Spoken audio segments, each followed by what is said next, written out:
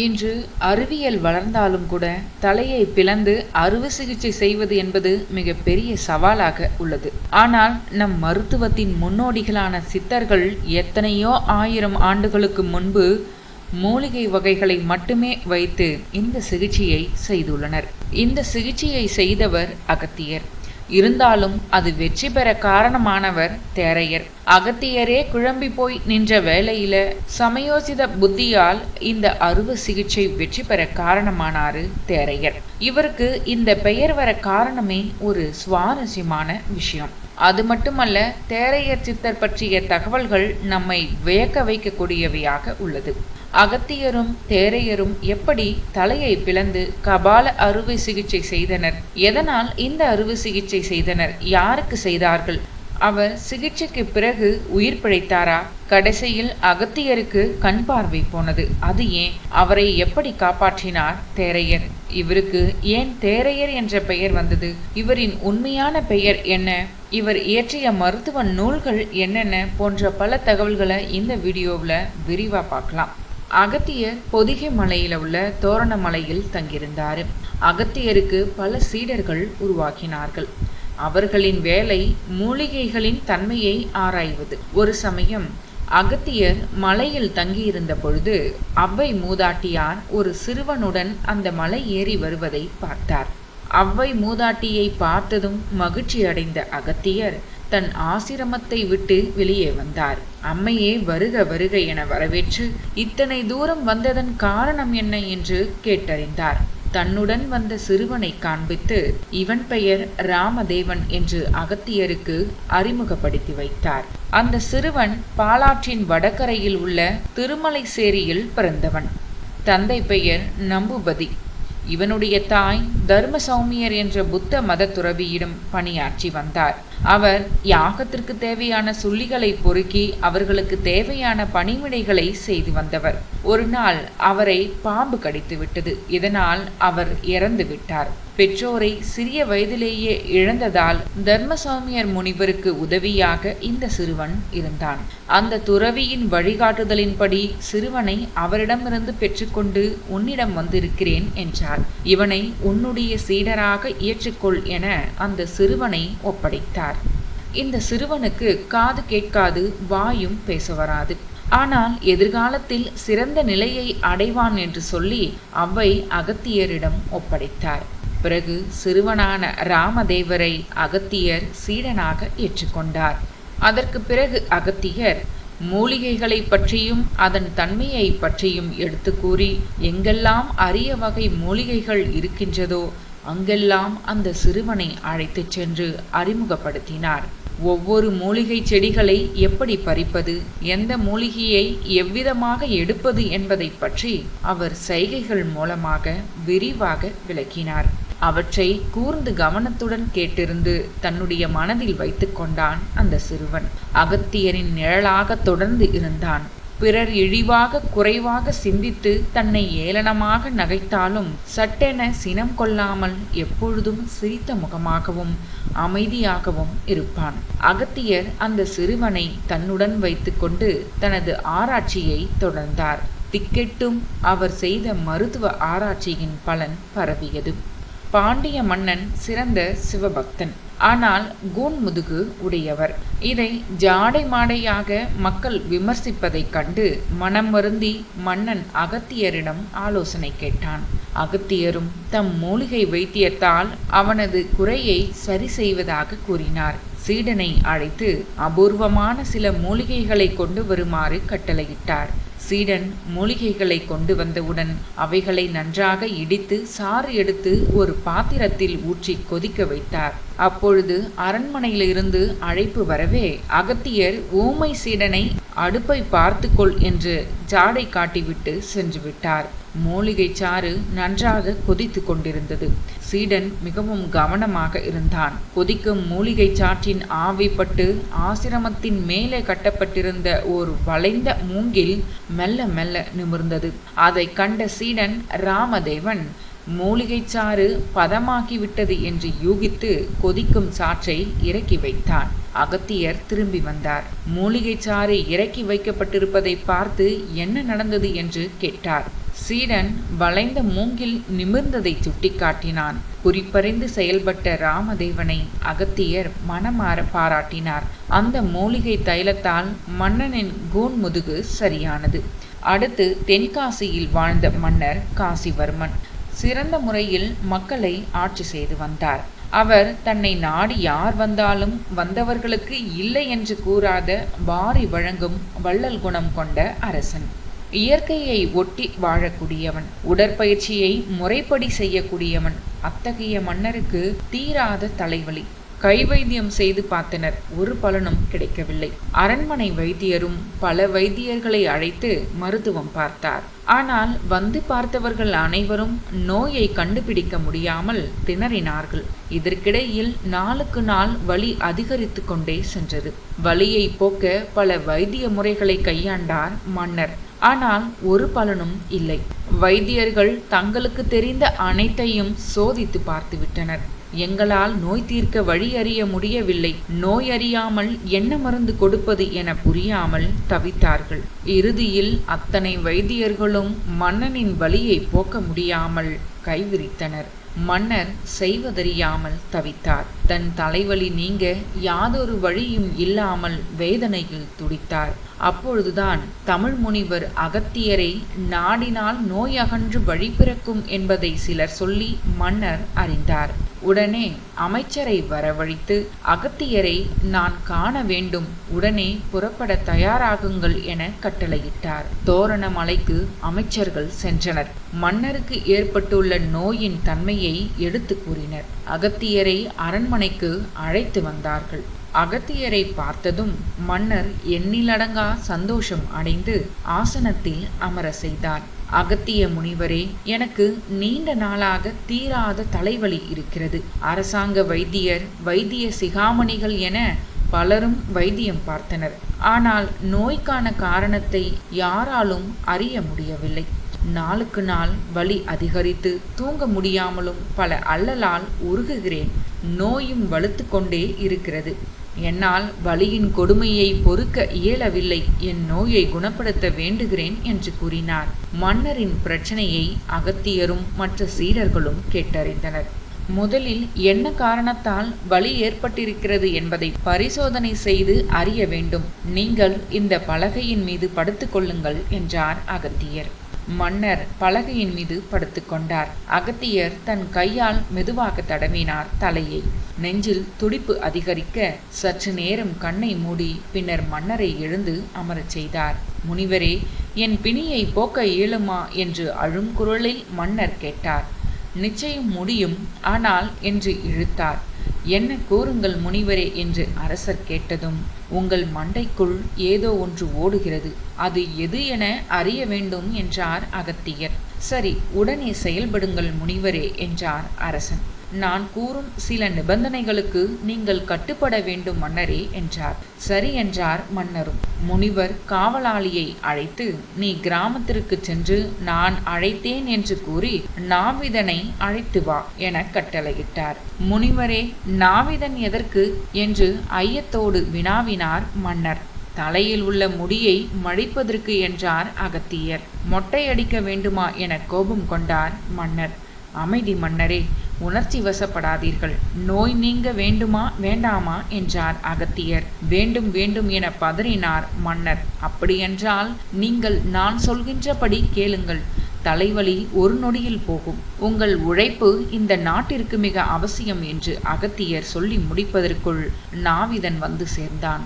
பின்னர் மன்னருக்கு மொட்டையடிக்கப்பட்டது. மன்னரின் கைகளை தலையில் பின்பகுதி மற்றும் முன்பகுதி என பதிய வைத்தார் அகத்தியர். உள்ளே ஒரு உயிர் துடிப்பதை உணர்ந்தார் மன்னர். அகத்தியர், உன் தலைக்குள் தேரை ஒன்று இருக்கிறது என்றார். தேரை என்பது தவளை வகையில் ஒன்று.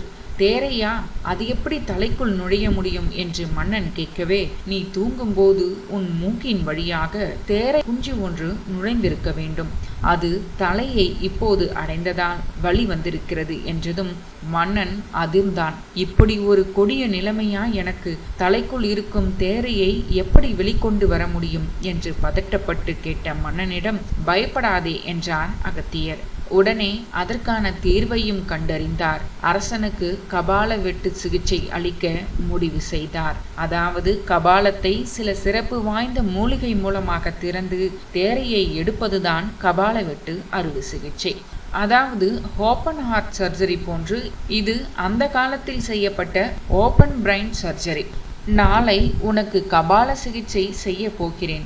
உன் தலையை பிளந்து உள்ளிருக்கும் தேரையை எடுக்க முயற்சிக்கிறேன் என்ற அகத்தியரை இடைமறித்த அரசன், ஐயோ சுவாமி, தலையை உடைத்த பின் எப்படி என் உடலில் உயிர் தங்கும் என உடல் வெடவெடுக்க கேட்டான். அகத்தியர் அவனை தைரியப்படுத்தினார். மன்னா, தலையை பிளக்கவும் அதை மூடவும் என்னிடம் மூலிகைகள் உள்ளன. இதனால் உனக்கு வலி தெரியாது. மேலும் சில மூலிகைகளை கொடுத்து உங்களை மயக்கமடைய செய்து விடுவேன்.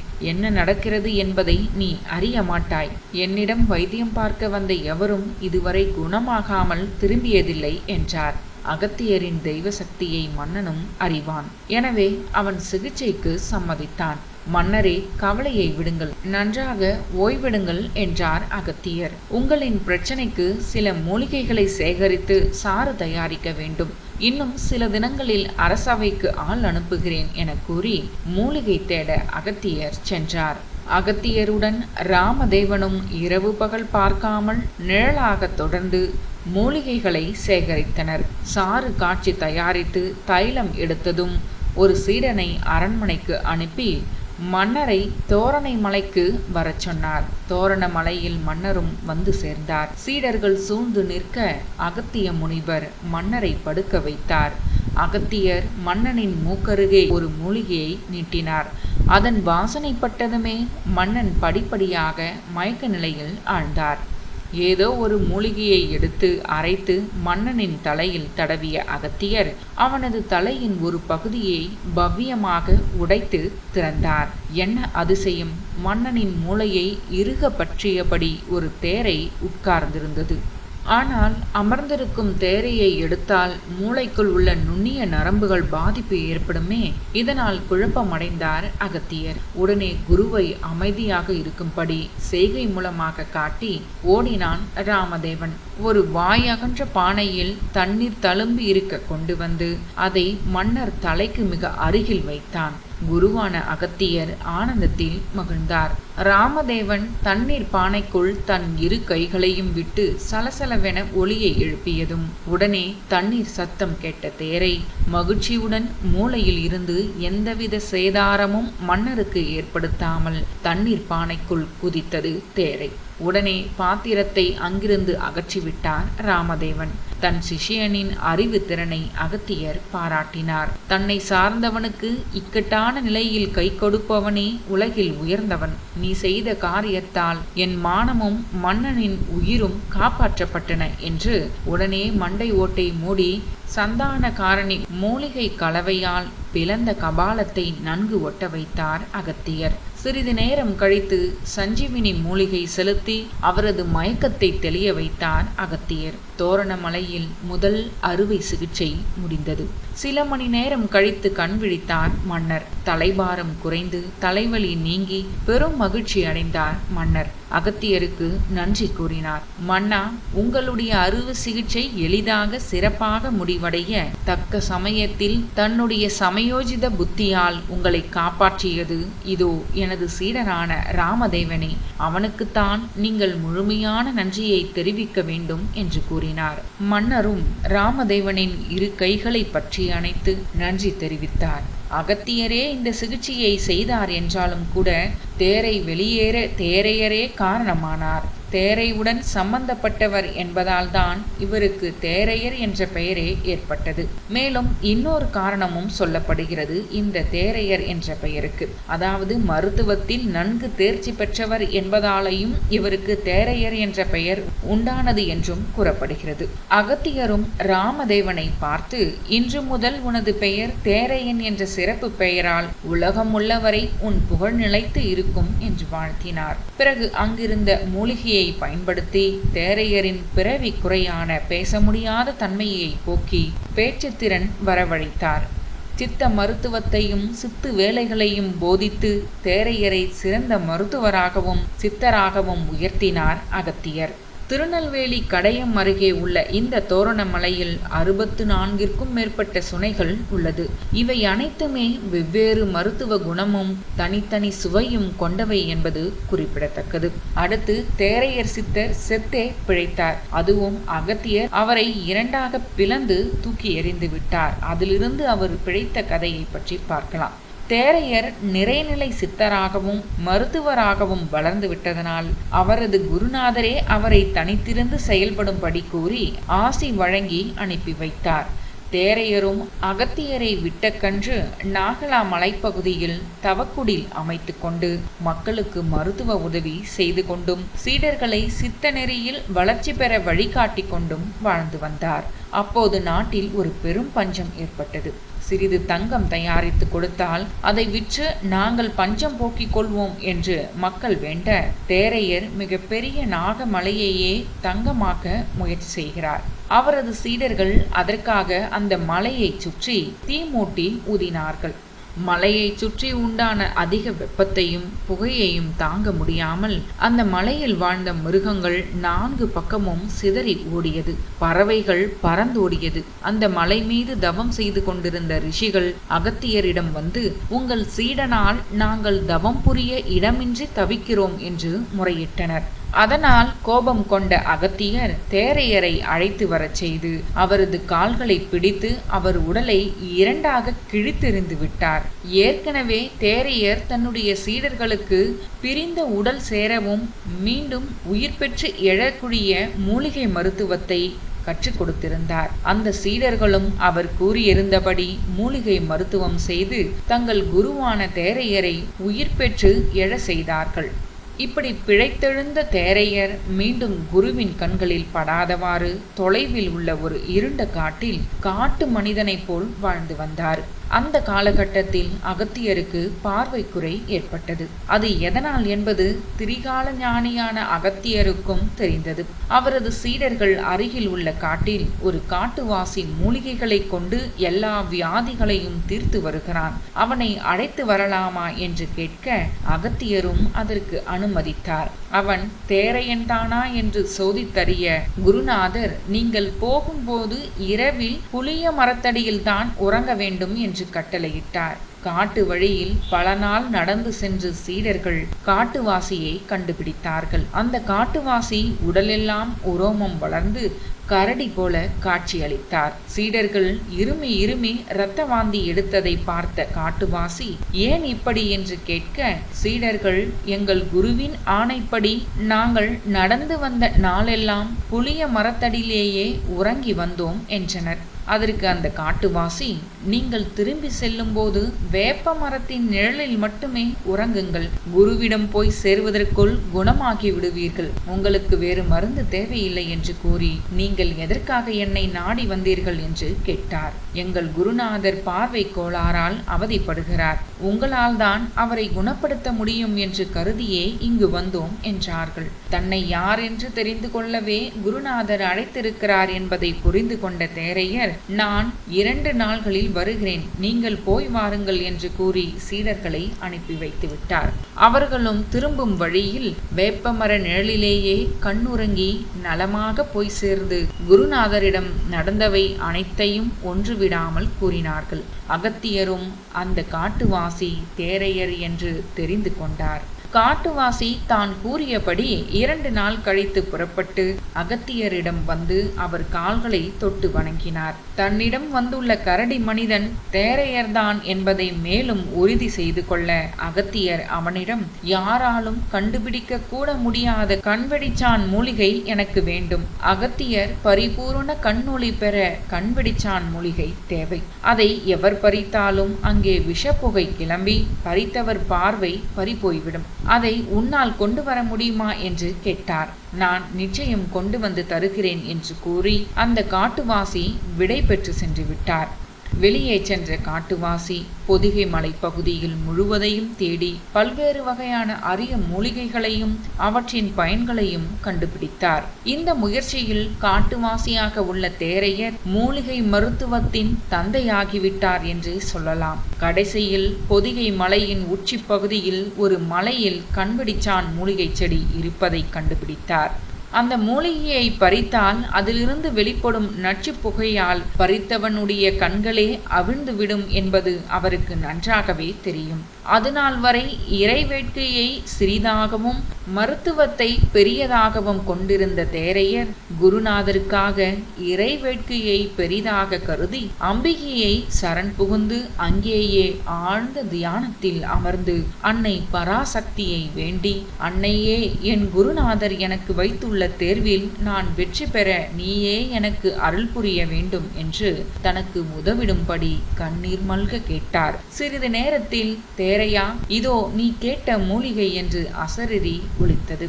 கண் விழித்து பார்த்த தேரையர் முன் அந்த மூலிகை கொத்து ஒன்று அதன் நச்சுத்தன்மை வெளிப்படா வண்ணம் பத்திரமாக ஒரு இலையில் சுற்றி வைக்கப்பட்டிருந்தது.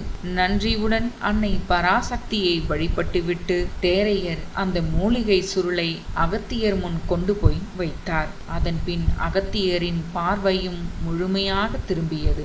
இந்த குரு சீடர்களிடையே இருந்த ஒளிவு மறைவு இதற்கு மேல் நீடிக்கவில்லை. அதாவது அகத்தியர் தேரையரை கட்டி தழுவிக்கொண்டு, அன்பு தேரையனே, நான் வைத்த எல்லா சோதனைகளிலும் நீ தேறிவிட்டாய். அம்பிகை அருளை நீ பெற வேண்டும் என்பதற்காகவே எனக்கு பார்வை குறைவு ஏற்பட்டது என்று கூறிய அகத்தியர், நீ சித்தனுக்கு சித்தன், முனிவனுக்கு முனிவன் என்று வாழ்த்தினார். நீ இப்போது பொதிகை மலையில் நடத்திய ஆராய்ச்சிகள் அனைத்தையும் தொகுத்து ஒரு மூலிகை மருத்துவ ஆய்வு நூல் எழுது. அது வருங்கால மருத்துவ உலகிற்கு முன்னோடியாகவும் வழிகாட்டியாகவும் இருந்து வரும். சித்த மருத்துவத்தில் தேரையர் மருத்துவம் என்ற பெயரால் தனி சிறப்புடன் நிலைத்து நிற்கும் என்று மனமாற வாழ்த்தி அனுப்பினார். குருவின் ஆணைப்படி தேரையர் பல மருத்துவ நூல்கள் எழுதியுள்ளார். அவைகளில் குணபாடகம், வைத்திய யமக வெண்பா, பதார்த்த குண சிந்தாமணி போன்ற பல மருத்துவ ஆய்வு நூல்கள் இன்றும் சித்த மருத்துவ ஆய்வாளர்களுக்கு சிறந்த வழிகாட்டிகளாக இருந்து வருகின்றன. இதே போன்று இன்னொரு முறை வயிற்று வலி வந்த ஒரு அரசனுக்கு அகத்தியர் மருந்து கொடுத்தும் குணமாகவில்லை. ஆனால் அதே மருந்தை தேரையர் கொடுத்ததும் குணமாகியது. இது அகத்தியருக்கே ஆச்சரியத்தை ஏற்படுத்தியது. தேரையரிடமே அகத்தியர் இது பற்றி கேட்டார். அந்த மருந்தை வாயில் உள்ள பற்கள் மற்றும் எச்சில் படாமல் வயிற்றுக்குள் செலுத்தினால் குணமாகிவிடும் எனும் ரகசியத்தை தன்னுடைய குருவான அகத்தியருக்கு தேரையர் விளக்கினார். இப்படியாக சிறப்புடன் வாழ்ந்த தேரையர் பிற்காலத்தில் எழுதிய படைப்புகள் பல. அவற்றில் பதார்த்த குண சிந்தாமணி, நீர்க்குறி நூல், நெய்க்குறி நூல், காமணி வெண்பா, மணிவெண்பா, நோயின் கரிசல், நோயின் சாரம் போன்று தேரையர் 21 நூல்களை எழுதியுள்ளார். வந்தோர் தேரையர் தான் மகாசித்தர் நூலில் வல்லோர் அந்த நல் அகத்தியருக்கு அருமையாய் வந்த பிள்ளை குந்தகமில்லா பிரம்ம குலத்தினில் வந்து தித்தார், விந்தையாய் காய சித்தி மிக செய்து முடித்தார் பாரே என்ற கருவூரார் வாத காவியம் கூறுகிறது தேரையரை பற்றி. நெடுங்காலம் மருத்துவ சேவை செய்த தேரையர் பொதிகை சார்ந்த தோரண மலையில், அதாவது மலையாள நாட்டில் தவம் செய்து அங்கேயே ஜீவ சமாதி அடைந்தார். தேரையர் சித்தரின் மூல மந்திரமாக ஓம் லபம் ருணம் ரசிம் ஸ்ரீ தேரைய சித்தரே போற்றி போற்றி என்ற மூல மந்திரம் உள்ளது. மேலும் பழைய ஓலைச்சுவடிகளில் இருந்து தேரையரின் சில மருத்துவ குறிப்புகளை கூட இங்கே பார்க்கலாம். உப்பு இலவன ஒன்றுமே இளவெண்ணீற்றின மலவலி வலியலா மாண்டு நீருகும் மதுப்பூச்சி புகழிலே எதிகமாய்க் கொண்டே. அதாவது உப்பை இளவெந்நீரில் கரைத்து பருகினால் மலச்சிக்கலை போக்குவதோடு உடல் வலியையும் நீக்கும் என்கிறார் தேரையர். மேலும் கற்பூரவல்லியை பற்றி கூட சொல்லியிருக்கிறார். கற்பூரவல்லியின் கழற்றிலையை தின நற்பால நோயலா நாசமாயாகலுமே அப்படின்னு சொல்லியிருக்காரு. அதற்கான பொருள், கற்பூரவல்லி இலையை முறைப்படி கொடுத்து வர குழந்தைகளுக்கு வருகின்ற இருமல், நெஞ்சில் கபம், உள்நாக்கு அழற்சி, அதாவது டான்சில், நீர்க்கோவை, மாந்தம் ஆகிய அனைத்துமே ஓடிவிடும் என்று கூறுகிறார். இப்படி தேரையர் சித்தர் அவர்கள் நமக்கு அளித்த சித்த மருத்துவம் ஏராளமாக கொட்டி கிடக்கின்றது. தேரையர் சித்தர் பற்றிய விரிவான இந்த தகவல்கள் உங்களுக்கு பிடிச்சிருந்தா இந்த வீடியோவை லைக் பண்ணுங்க. கண்டிப்பா உங்களுடைய நண்பர்களுக்கும் ஃபேமிலிக்கும் ஷேர் பண்ணுங்க.